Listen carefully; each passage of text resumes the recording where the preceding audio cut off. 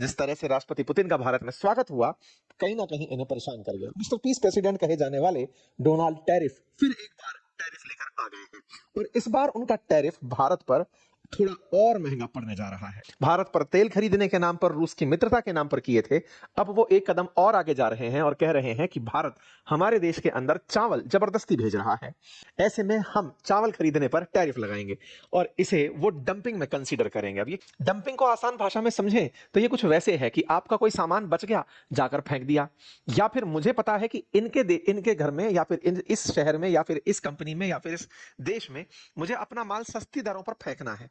अब सस्ती दरों पर फेंकना है ताकि इनका बाजार ना चले। कि भारत, थाईलैंड, वियतनाम, हम चाइना हमारे देश में सस्ता चावल बेच देते हैं। ऐसे में हमारे किसानों को खुद के चावल बेचने में सही दाम नहीं मिलता, क्योंकि हमारे किसान महंगा चावल पैदा करते हैं। ओहो, ये तुरंत अपने वाणिज्य मंत्री से पूछते हैं, बेटा बताओ, क्या चावल पर तुमने अभी तक टैरिफ नहीं लगाया इंडिया के ऊपर? तो उन्होंने कहा, सर अभी इंडिया के साथ हमारी ट्रेड डील चल रही है, चावल के ऊपर हमें रोकना पड़ेगा, चावल के ऊपर हमें टैरिफ लगाना पड़ेगा। भारतीय बासमती और जैस्मिन राइस जो है उसकी दुनिया में जबरदस्त डिमांड है। अगर मैं देश दिखाऊं आपको दुनिया में जो राइस उत्पादन करते हैं, उसमें नंबर 1 पर इंडिया का नाम आता है और नंबर 2 पर जाकर चाइना का नाम आता है। हम राइस प्रोडक्शन में टॉप पर हैं। और जब राइस प्रोडक्शन के बाद एक्सपोर्ट की बात आती है तो हम बहुत आगे हैं।